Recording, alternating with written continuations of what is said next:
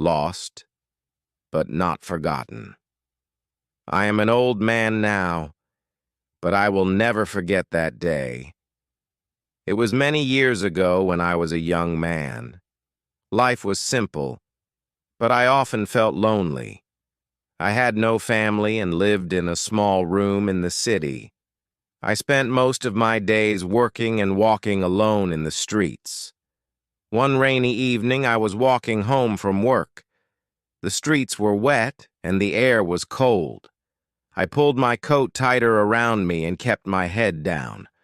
Suddenly, I heard footsteps behind me. I turned and saw a woman running toward me. She looked tired and scared. Her clothes were wet from the rain and her face was pale. "James," she cried out, "I finally found you." I was confused. My name was not James, but she was looking at me as if she knew me. I didn't know what to say. She ran up to me and held my hand. Tears filled her eyes. "James, I've been searching for you for so long," she said. Her voice was full of emotion. I stood there, frozen, not knowing how to respond. I tried to tell her, "I'm sorry, but I'm not James." But she didn't seem to hear me. She hugged me tightly and cried, "Please don't leave me again." I felt her pain, and my heart ached for her. I didn't know who she was, but I could see that she had been through a lot. The rain kept falling as we stood there on the street. I didn't move. I didn't speak. I just let her hold me and cry. I could feel her sadness, and it reminded me of my own loneliness. For a moment, I thought about pretending to be James, just to make her feel better. The woman's tears fell on my coat as she clung to me. I stood still, unsure of what to do. Her sadness felt heavy, like a weight on my chest. She whispered, "I've been alone for so long, James. I thought I lost you forever." Her words broke my heart. I gently pulled away and looked into her eyes. "I'm sorry," I said softly. "I think you've made a mistake. My name isn't James."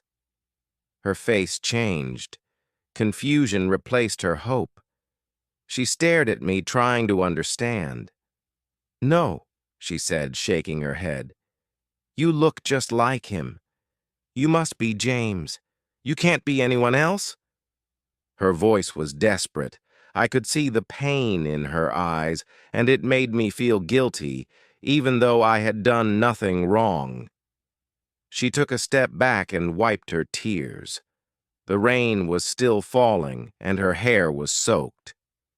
She looked at me again and said, "If you're not James, who are you?" I told her my name, but it didn't seem to matter to her. She just stood there, silent and lost. I didn't know what to do. A part of me wanted to walk away, but I couldn't leave her like this. I felt her pain, and it reminded me of my own loneliness. "Can I help you?" I asked. "Do you need anything?" She shook her head slowly. "I thought I'd found him," she said quietly. "James was my brother. He disappeared many years ago. I've been looking for him ever since." Her voice broke as she spoke, and I could see the weight of her grief. The street was quiet except for the sound of the rain. I didn't know what to say to her. I wanted to comfort her, but I didn't have the words. Instead, I said, "Let's get out of the rain. There's a small cafe nearby. We can sit and talk." She hesitated, but finally nodded. We walked together in silence to the cafe. The warm light inside felt comforting after the cold rain. We sat at a small table by the window. She stared at her hands, and I could see that they were trembling. I ordered 2 cups of tea and waited for her to speak. After a while, she looked at me and said, "I'm sorry. I didn't mean to scare you. It's just that you reminded me so much of him." I nodded and said, "It's okay. I can see how much he meant to you." Her eyes filled with tears again, but this time she smiled a little. The warmth of the cafe surrounded us, but her sadness lingered. I didn't know her story yet, but I could feel that it was full of loss and pain. The tea arrived, and we sat quietly for a moment. She held the cup with both hands, trying to stop them from shaking. I could see the sadness in her eyes, but also a small glimmer of hope. I decided to ask, "Can you tell me about James?" She looked up at me, surprised by my question. Then she nodded and began to speak. "James was my older brother," she said softly. "He was always kind and protective. When I was scared, he would hold my hand and tell me everything would be okay." Her voice trembled as she spoke, but she kept going. "One day, he left to find work in another town. He promised he would come back soon, but he never did. My family waited for him, but there was no news. We searched for him everywhere, but it was like he disappeared." She paused and wiped her eyes. "That was 10 years ago." I didn't know what to say.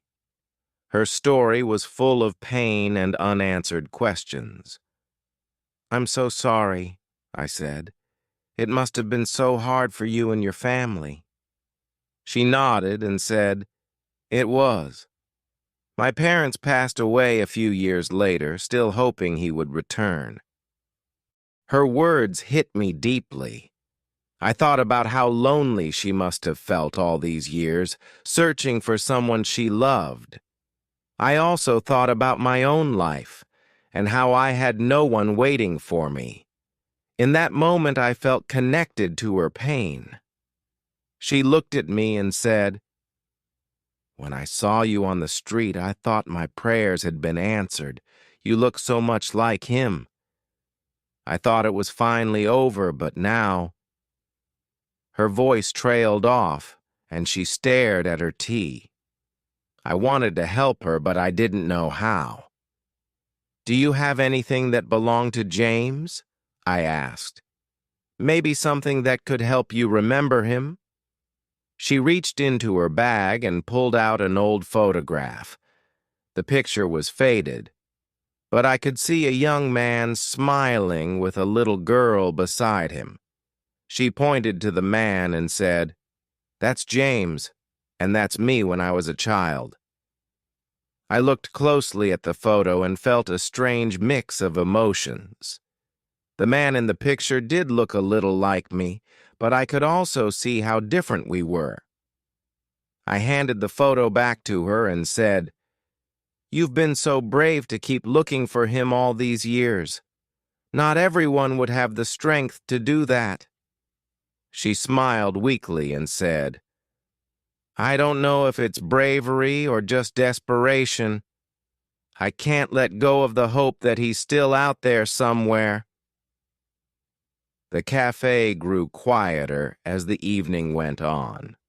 The rain outside had stopped, but the clouds still covered the sky.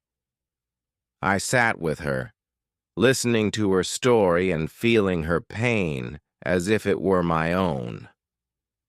The cafe was quiet, and the warmth of the tea in my hands gave me a little comfort. I looked at her face, tired and full of sorrow. She stared out of the window, lost in her thoughts. I didn't want her to feel alone, even if I couldn't be the person she was looking for. I know this might sound strange, I said gently, but I think James would want you to keep going no matter what.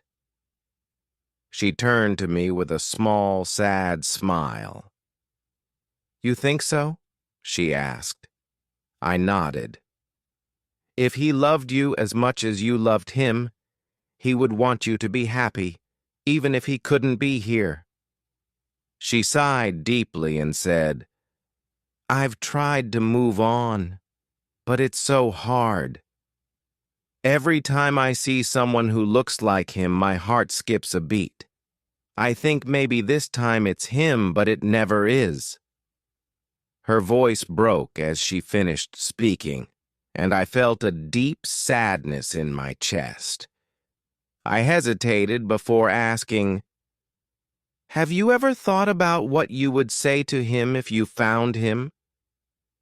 She looked down at her hands and said, I would tell him that I missed him every day.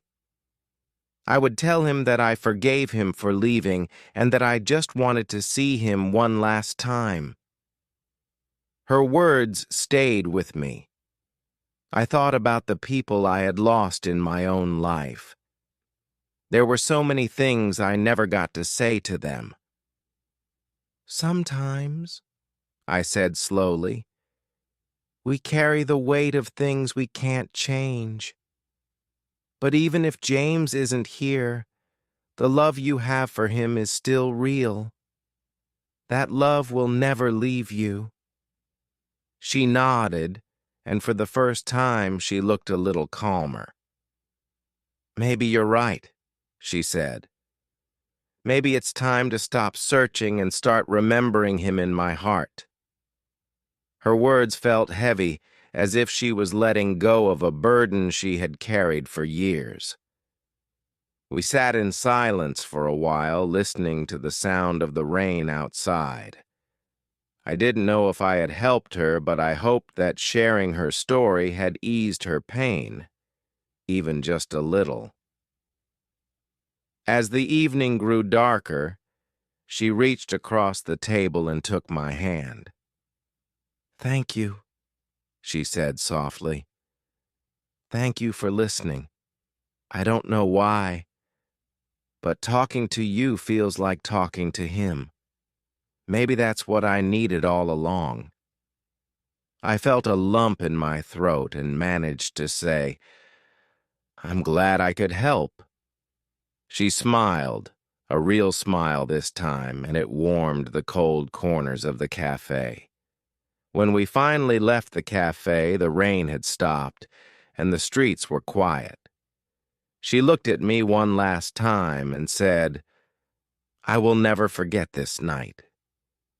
Then she turned and walked away, disappearing into the shadows of the city.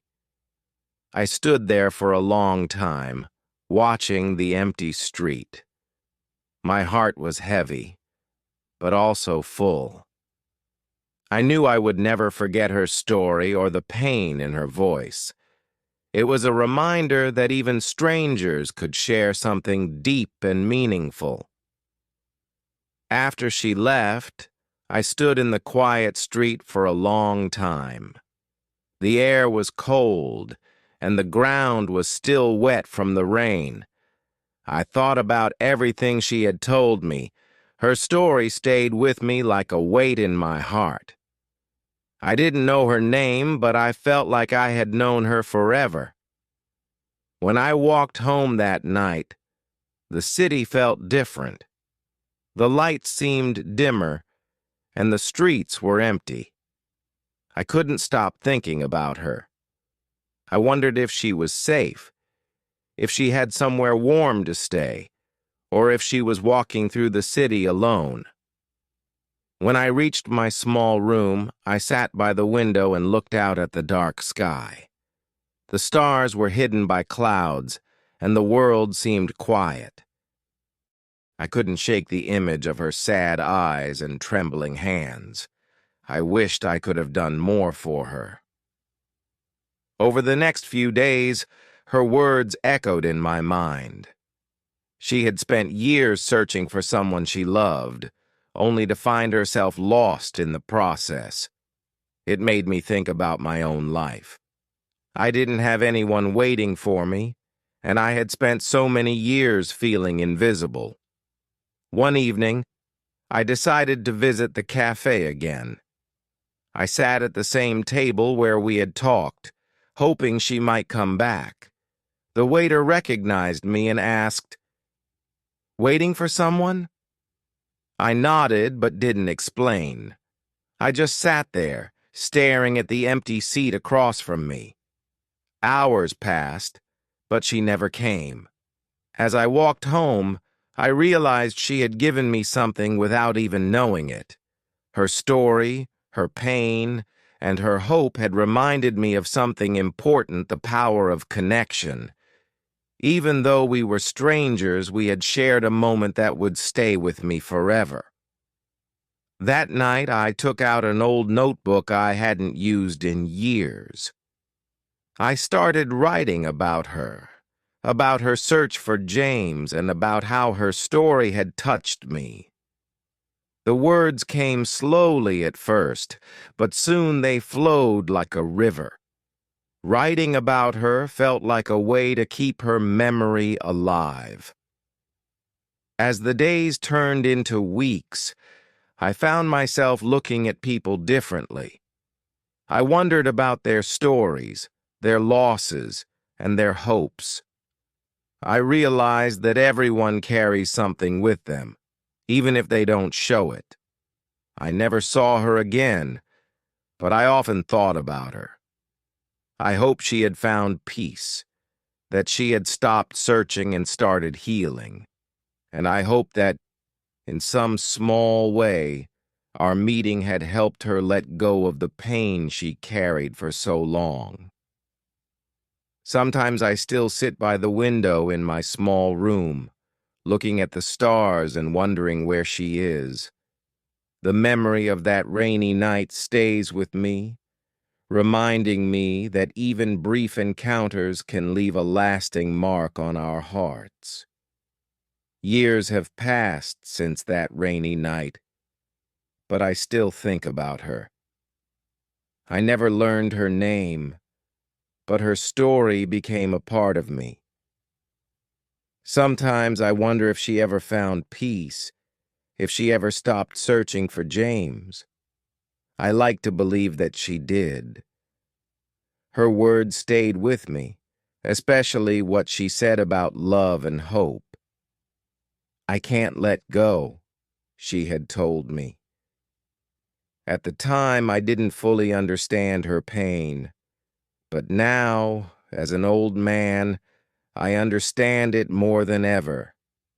Life has taught me that everyone is searching for something or someone. Sometimes we find what we're looking for. Other times, we don't. But the search itself changes us. It shapes who we are and reminds us of what truly matters. After that night, I began to see the world differently. I started noticing the people around me, the small details of their lives. A mother holding her child's hand, an old man sitting alone on a bench, a young couple laughing together. I realized that every person carries their own story, their own pain, and their own hope. I never went back to the cafe after those weeks of waiting. It wasn't because I didn't want to see her again. It was because I knew that our meeting had served its purpose.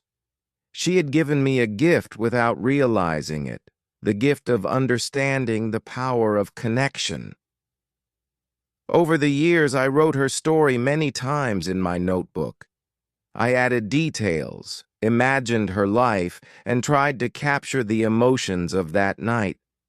I wanted to preserve the memory, not just for myself, but for others who might one day read it. Now, as I sit by my window and watch the stars, I think about what I would say to her if I ever saw her again. I would tell her that she taught me something important. She showed me that even a stranger can make a difference in your life. I would thank her for reminding me that love and hope are what keep us moving forward, even when life feels heavy. And I would tell her that, in my own way, I found peace too. Her story became my story, and I carry it with me every day. It's a reminder that we are all connected, even if only for a moment. The people we meet, the stories we share, they leave marks on our hearts, shaping who we are and who we become. As I close my notebook for the last time, I feel a sense of calm. Her memory will stay with me forever, a quiet reminder of a rainy night, a stranger's pain, and the power of kindness.